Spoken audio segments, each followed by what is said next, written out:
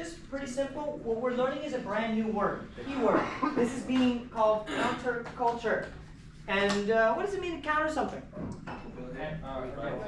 There you go. Going against, and we're going against culture, right? So we need to remember this culture is predominantly going to be where? Where are we? America. And we already know the culture that's happening in the 60s, right? Bada boom. So this shouldn't be too difficult. I'm going to give you some time to go ahead and look at these statements here. They're not even a paragraph. You got this. And then we will circle back.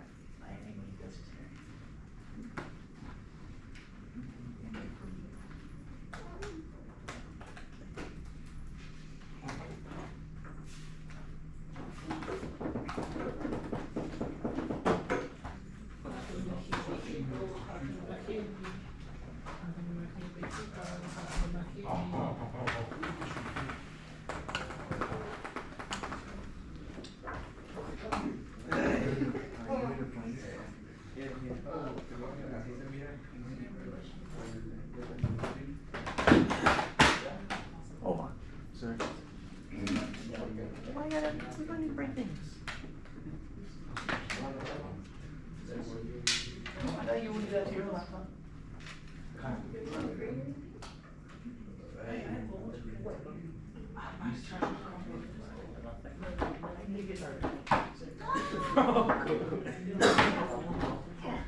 I'll be good boy here. Every time you're there, you go to bed. I know. You're saying the floor is good. Yeah, it is. I'm literally agreeing with him. You sleep on the floor. This is my nap place.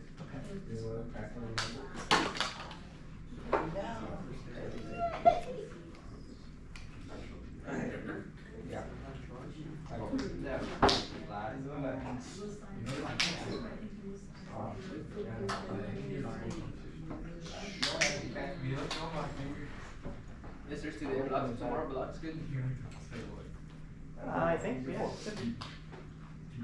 I think something's happening on the 10th of August. So. What's happening? I don't know, but it's something.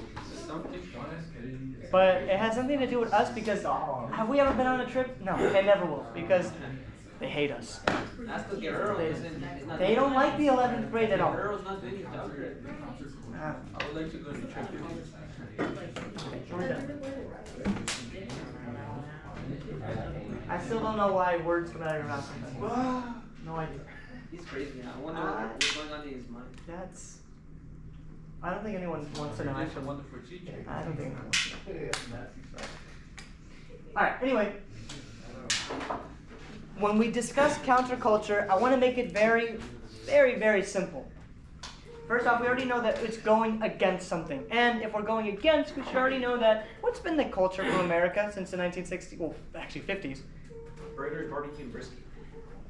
Barbecue, brisket. Yes, but we're moving past that. We're not in modern history yet, okay?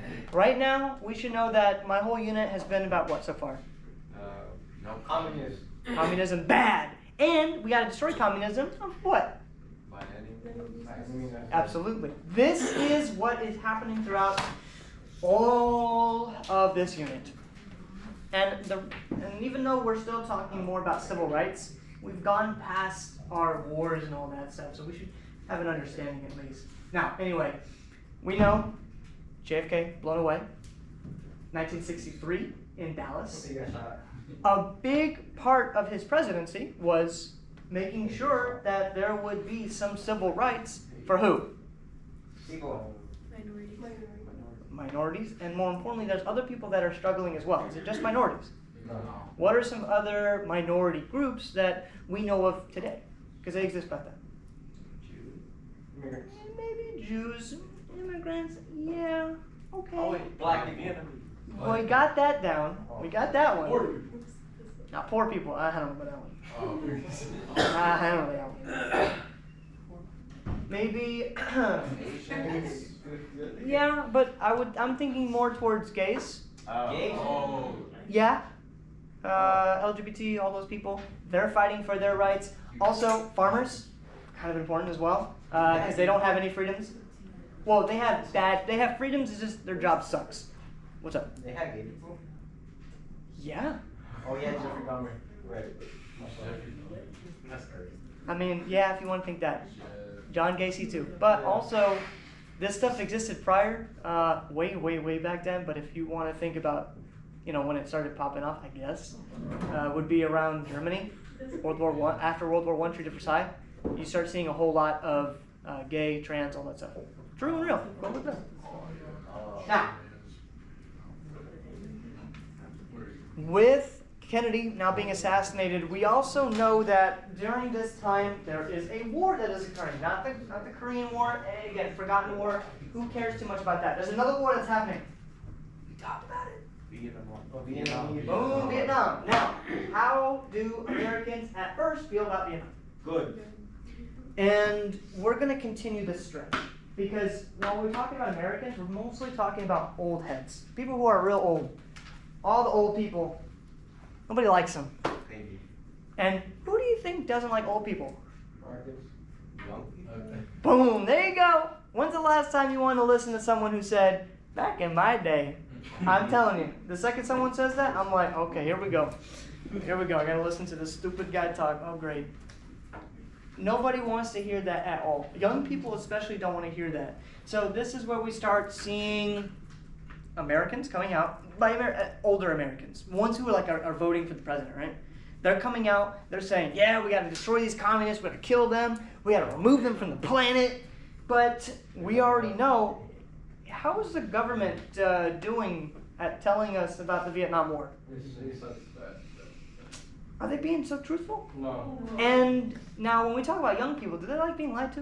No. Yeah, I don't know if that's a good idea. That is not the best idea. Okay, next, if the government is lying to the people regarding the Vietnam War, what about the media? What about news stations? Would they want to disagree with the American government? No.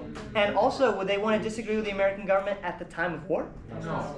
No, because there are laws that literally say, So, now we have media influence that is telling people how to think, why to think, like when to go to bed, how to kill communists, how to dictate if someone's a communist. And so you have a lot of people who are propaganda, right? And this really isn't working on young people because most young people, are they watching the news? No. They don't care. This is like the 1960s, so they're watching TV, they're chilling. Japan's building up, so maybe they're watching some anime, It is what it is. Now, as these people, young people, get more involved into politics, because politics is all around them at this point. It's mainly college students, and they're going to form this movement, hippie movement. What's that slogan that they use? Do we remember? Peace. Yeah, peace for sure, but there's another one. Make something. Make American great again. No, not that one. Make love, not war. Make love, not war. Let's remember that one. Because, hey, let's be honest. Young, 18-year-olds, fresh out of college, all they have is they got TV, they got technology, life is a little easier for them, life is good.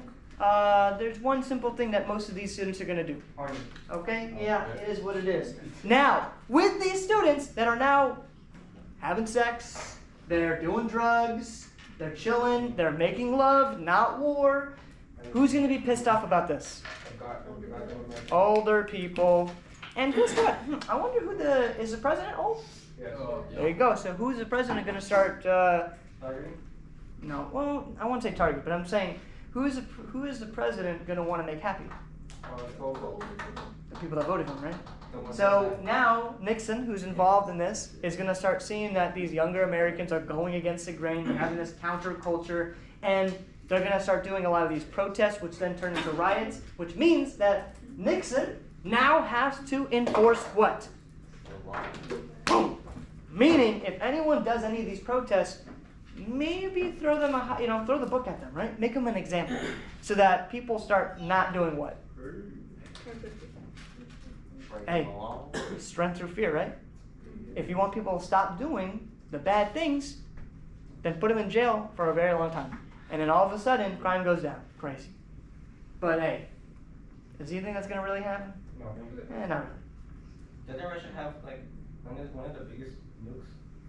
Yeah, but we're not talking about nukes, though. No, I don't know. But yeah, I mean, yeah. Yeah, they say that.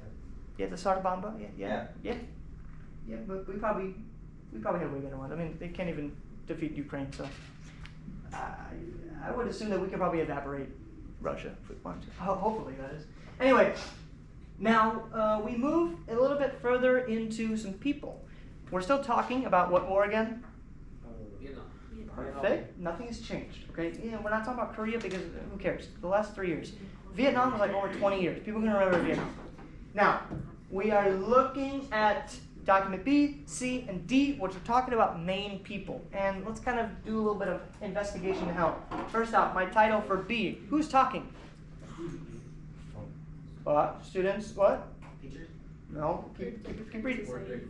Okay, meaning they're like an organization, right?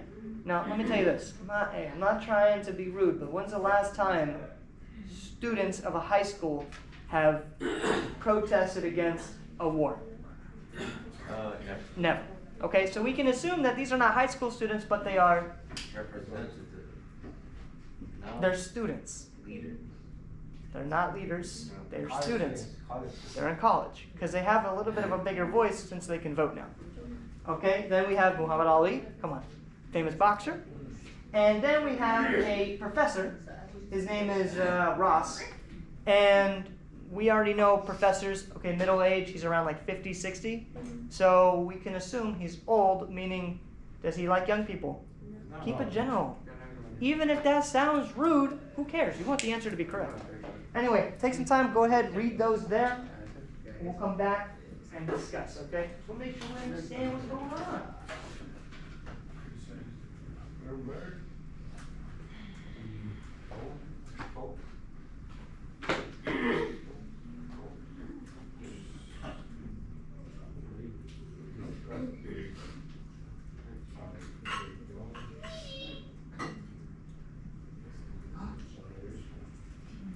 They're all gone today. How could they leave me like this? So rude. I wanted to skip school. We're going to field trip. That's what I'm saying. We're never gonna do anything. Ever. They didn't like, I think here in the U.S. Yeah. make like a bomb, not a bomb, but they put bombs in chickens and put them in like thing. Cause it was sent to Germany. I have no idea. Cold War. I don't know. In the Cold War. I don't know about them putting bombs in chickens. But if you can tell me the medication you're taking, I'd love to. Because that sounds good to me. I mean, you can look it up, but I don't remember that. Cold War. Chicken bomb. Chicken bomb. No, bomb and chicken. So they did? Or what are we talking about? They were trying to figure out a way to keep the explosives like ready way to in the Cold War. And since in Germany it's cold. They know that nukes don't randomly just go off because they're too hot or too cold. Kind of Cold War British scientists proposed with the SARS solutions to keep nuclear landmines warm in cold climates. Sealing livestock chickens inside the casing with the chicken's body heat providing the necessary You warmth. see. What? I mean, all right, Americans did that? Yes. We don't need to do that. Oh no. Look, we want to know more of the British. Okay, but then not us. Oh. It was called Blue Peacock. Okay, so a British, okay. You said blue cock? It's just some scientific. It was called Project Peacock. I think the British, they went to get involved.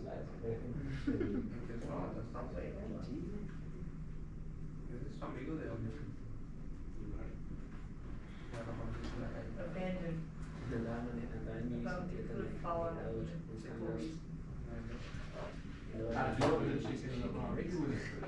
Wait, well you would have put a barbecue. No, it was released on April 1st. Well, actually, this year, though, yeah. Okay, so they just gave up because, of course, like, even if it freezes your body, that's not how that works. But they thought about it. Well, they didn't think about anything. So the Japanese thought how much water is inside of a human. Yeah, but they made it a real thing. That was a real thing, too? No, this ended though. You're right. You're right. I know you got. I didn't know that. You got me. Hey, you alright? Hey, you got me, man. Okay. Reviewing back over here. So, first off, like we said, document B, where are these students going to be at? Where are they? Okay, that's my assumption, because we don't know for sure, right? We're just inferencing, that's all we're doing. And now we also know that these students, what are they unhappy about? Okay, they're mad about Vietnam. And why are they mad about Vietnam? Because they, what do they feel? Harms the Vietnamese people by denying their peace and development. Okay, also, how do they feel the war is being fought over? Is it being fought over freedom? No. Okay, because now, remember what I was telling you with My Lai Massacre and American U.S. military people, personnel, that are bombing the entire nation? And also, maybe you got Fred the farmer who's like, man, I sure do hope my whole family doesn't die to a random bomb. And then what happens to his whole family? They all die to a random bomb. Because the U.S. is just bombing them at random. So, not only do we feel as if they're fighting for, we as Americans, we feel as if we're going to Vietnam and fighting for freedom, but these Vietnamese people, how are they feeling? Well, they're getting blown up, they're getting killed, and things are not looking too grim, they're not looking too good for them. Okay. Next, more importantly, is that while fighting for this war, they're fighting for a dictator, in reality, for the South. Because remember, the North versus the South is a civil war that's happening. And for the southern Vietnamese people, the U.S. is just trying to insert some type of leader in there in order for them to have peace. That's it. So what is the United States trying to do then, if they're inserting a leader? Are they giving them freedom? No. When did this happen before? Remember Spanish-American War? We had a country, Cuba, and what happened with them? Did they start liking America? No. What type of crisis happened in Cuba? So if we just insert a dictator that nobody likes in Vietnam, let's say we won Vietnam, what's going to happen over time? Oh, I hate us. It literally happened before, right? So why wouldn't it happen again?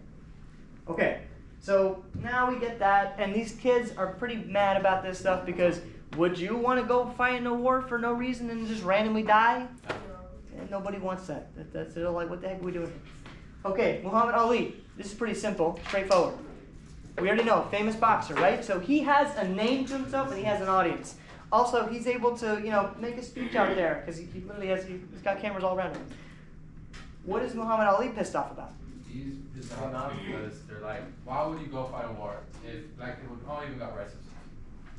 Sounds a little contradictory to me, huh? Sounds a little kind of weird to me, huh? Why, as a black American, would Muhammad Ali go out and fight in the war? Is there freedoms for black Americans in the U.S.? And then, look, if you want to go, well, actually, they passed the Civil Rights Act of 1964, and also they passed the Voting Rights Act of 1965, and as you can see here, Muhammad Ali made this speech in 1967, but guess what? Do you think people are going to be following those laws that much? And, yeah, sure, segregation is eliminated, but it's still going to be happening in some way. Remember, just because laws change, is that going to change the actual individual of a person? Come on. That's never going to happen. You've been in friendships before where you just can't change that person at all. And you drop them because you can't change a person. Sometimes they are just doomed to be themselves. And it is what it is. All right, finally, we have a professor. What's this professor saying?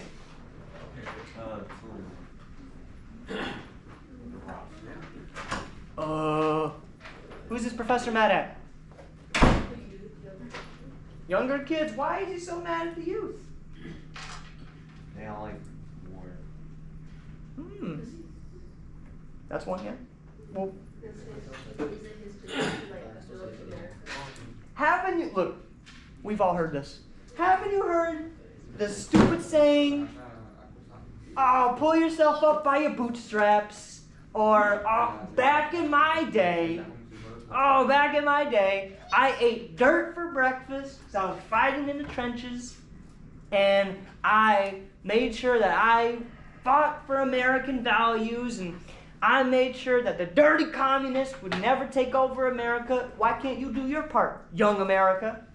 Meanwhile, most of young America is, well, we don't want to go in a useless battle and die. Also, did America ever declare war for Vietnam? No. So what's the point, right? World War II, I get it. We literally declared war for a reason, right? We got attacked. Did the Vietnamese attack us? So the youth are in my opinion, are kind of giving a good argument. They're like, look, we literally didn't even do anything. No one attacked us. We didn't attack, well, we did attack them now, but they didn't attack us. And also, we never declared war. So, like, this is kind of unconstitutional if you want to think about it. However, this professor is like, wow, the young generation, all they care about is watching their magazines. All they care about is sitting on their couch, watching TV, doing nothing, having sex, whatever. That's all they care about. I wonder where we've heard that one before. Now, that's what this professor is suggesting and he's saying. Obviously, we know together that's pretty stupid because these young generation, can't they think for themselves? Right. Because these young generation, don't they have their own freedoms too, right? Yeah. And why would they have to go fight in an certified war? Again, this is no one voted for this. Nobody voted for this war. But he mainly believes that the youth have what? Big old F word. Come on.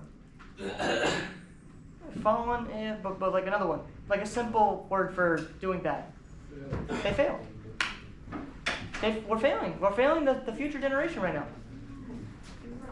I guess I gotta teach all these younger kids that war is good. Oh, I gotta do something. And I guess they did a good job because now, we got Desert Storm and all that stuff. Something good happened, I guess. Anyway, okay, so those are these major points that are added in here regarding these documents, regarding these major characters within our story, such as, again, students who are in college that are pretty pissed off about Vietnam. We got Muhammad Ali expressing his opinions for all black Americans and all colored Americans, stating that we don't even have freedoms, why would I fight for yours? And then finally, more towards the older generation who are a bit more peeved at the younger generation because they're not going into a senseless battle to go die for their country. And mainly because we already know there's a whole bunch of propaganda that's been swirling around that what do Americans want? To do what? What have we been told all this time? Get the dirty communists. Kill all the communists! And that means that if these students don't want to go to war, who are they then? There you go. There you go. I'll let you get some time. Go ahead, look, and complete those 3 questions. Let's give you a little moment. What we're getting into next is going to be about Cesar Chavez. We should know something about Cesar Chavez, just like a little incy-bincy bit. We should. We really should.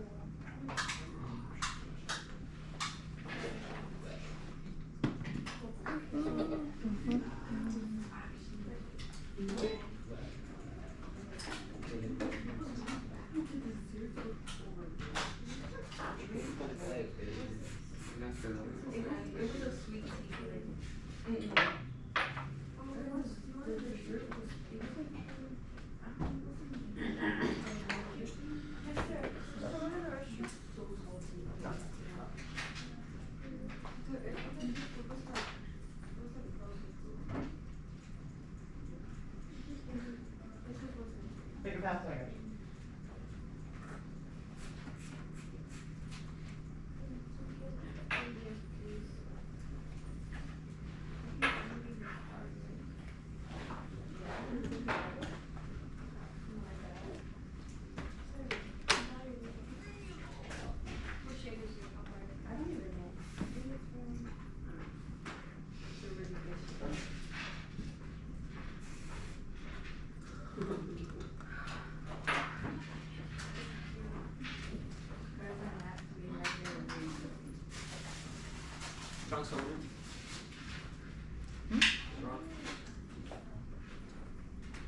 Alright, see.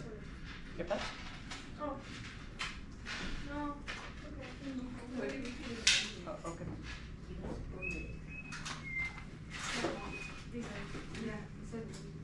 Alright, anyway, we should know a tad bit about Mr. Cesar Chavez, right?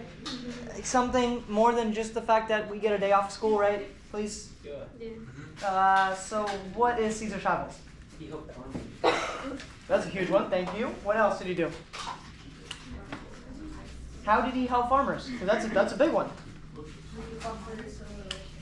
Okay, we got some civil rights for farmers, and he fought for them.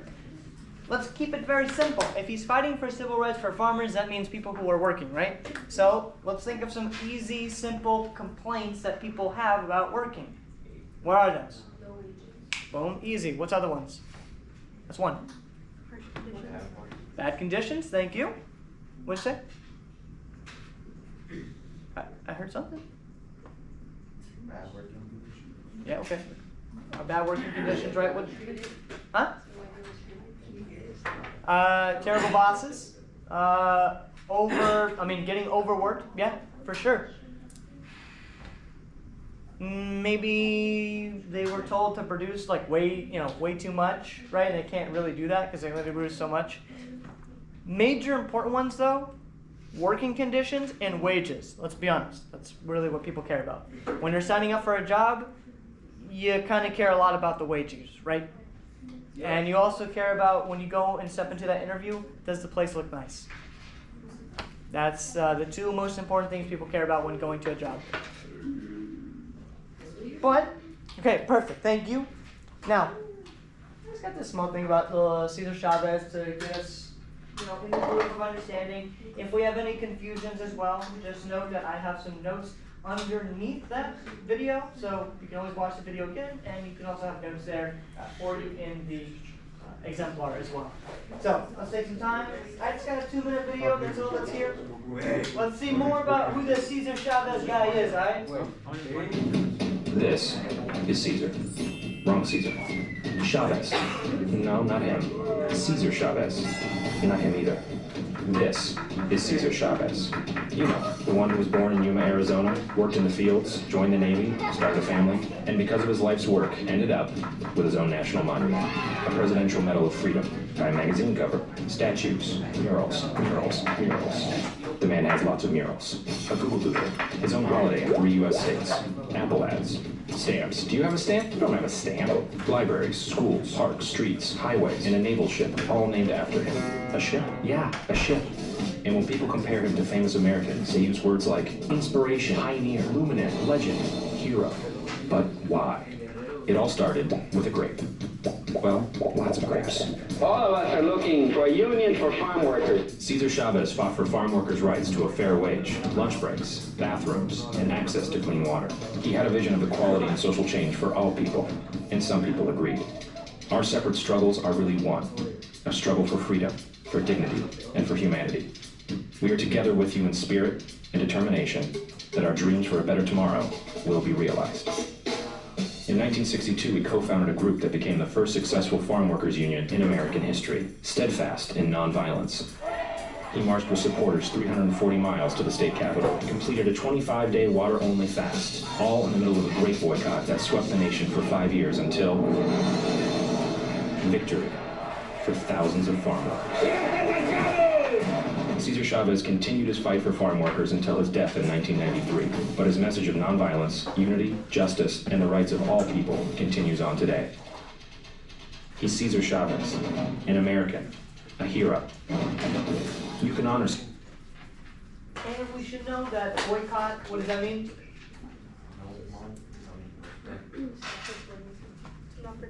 Yeah, don't participate, don't buy things. If you don't support that thing, just don't buy it. Wow, crazy, right?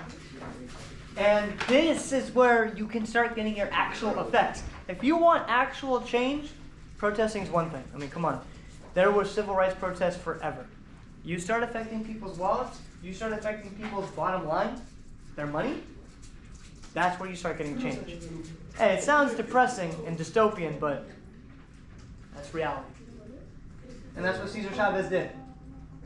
Okay, so we understand, you know, he made sure that he got his boycotts, he made sure that he was able to get farmers better pay, a better working environment, because let's kind of go back in time. We're all historians, so we should understand this. 1870s, right after the Civil War. Did the North care too much about the South? Because they, first off, they just won the war. Second, they've been doing slavery since the dawn of, 1600. I mean, if you want to say 1607, but in reality, around 1611 to 1613, because that's when they started bringing those people over from Africa. But anyway, we should know that the North did not care for the South whatsoever. And more importantly, did they give them any ways to make economic prosperity or things like that? No. Reconstruction really didn't do anything for the South. And it happened again when the... It happened once more when the Great Depression occurred. Because after the Great Depression, remember that little big dust storm called the what? Dust Bowl. Boom. See, look how good we memorize things. This dust bowl affected all basically major southern areas. And did the government help the farmers that much? Yeah, maybe they gave them some economic aid. Maybe they gave them some assistance and whatnot, but not really that much help at all. So Cesar Chavez saw a problem and he wanted to fix it, and he improved it for sure. To say he fixed it is, I mean, you can't really do that much, right? You can only do so much.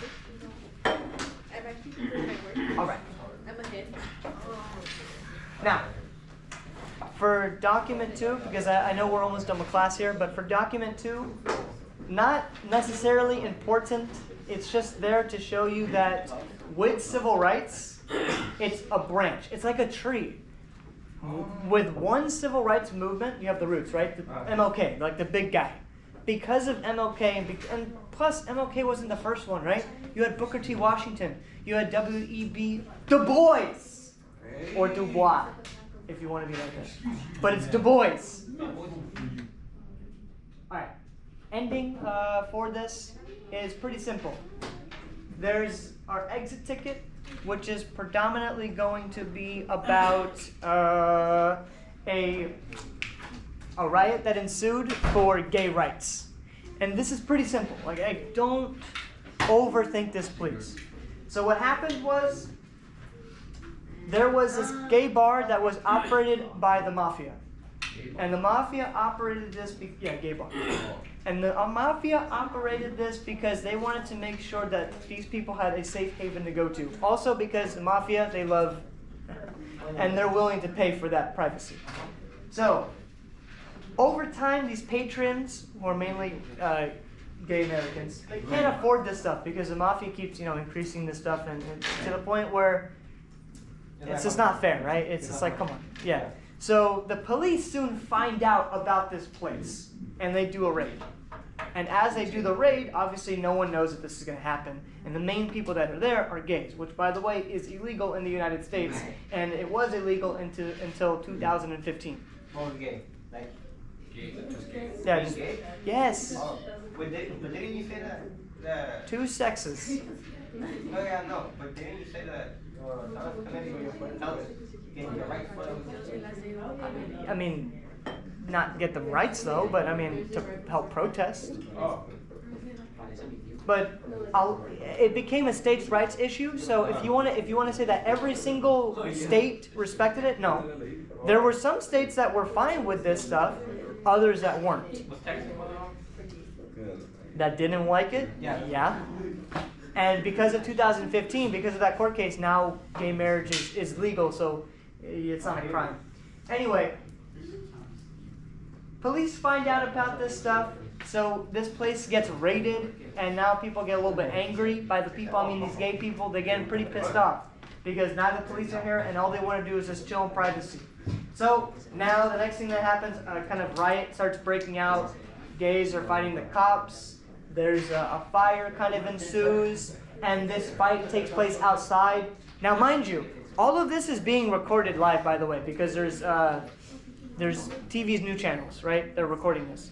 So they're showing this. And now you're starting to have Americans who are seeing this and witnessing people that are just trying to be themselves and chill get attacked by police. Because this isn't the first time, right? Remember what happened in Selma?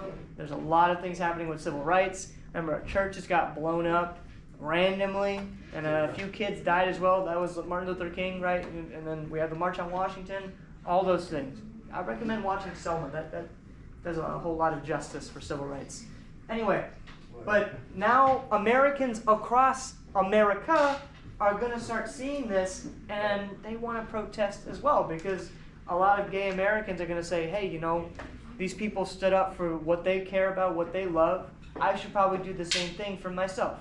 And this is where we start seeing more and more protesting, and obviously some riots as well, but it's just people that just want to be chilling. That's it. And it was just against the law for that to happen. But that's just like one thing. It's just to show that, is the civil rights movement just about black Americans? Not even close. That's a big factor for sure. But there's so many parts to this story. There's so many protests that happen. It's students. It's colored Americans. It's gay Americans. And lesbian. Let's put them together then. It's farmers. It's workers who want unions. It's more than just one story. That's why we need to combine it all together so it all makes sense. It all connects. It's fighting for a certain type of freedom. Yeah, well, just freedom. Just freedom. And you can say the certain type of freedom is to just live. Because no matter what, again, I'm going to be real. 95, 96% of Americans just want to go home, watch some television, go to work, chill with their friends, have a nice time on the weekend, make a family possibly, I don't know, buy some stuff. That's it. They don't care about this Vietnam garbage. They don't care about these wars that are happening. They just want to live their life. And it's crazy that we have to fight so many domestic battles in order to receive the literal thing that our founding fathers wanted for everyone. That we, the people, deserve these 3 major things. I'm forgetting them. Life, liberty, and the pursuit of happiness. What happened to that, guys? Yeah, we made it in we made it. It's adopted. Well, it's not 1776. But they made the Constitution after, what, I think like 1790. So like, what are we doing here? What are we doing here? What happened to life, liberty, and the pursuit of happiness? Because so far, no one can have that. Are you happy? Yeah. Are you happy? Are you happy? Are you happy with yourself? But that's it there. Remember, we got a quiz Thursday. I'm just making sure we update this as well. So I'm going to send on Google Classroom study just about what the quiz is going to be about. It's mainly the first half of our unit, so all about the wars, all about Vietnam, all about why we're there, all about fighting communists, all about I hate communists, all the things, okay? I'll give you that. I'll post that tonight. Just be prepared for that for tomorrow, okay? Or Thursday for you. Just be prepared for that. It's like 26 questions-ish.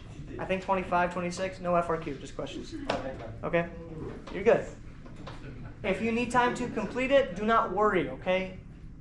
You have Saturday tutorials, remember that. Oh, I didn't go this way. So, just saying, I've had some people come over as well, so that helps me, help you, and also I like money. If we have confusions with this, hey, let me know. I'm here to help, truly. I want to make sure that we're all doing well, okay, for real. So, that's all there though.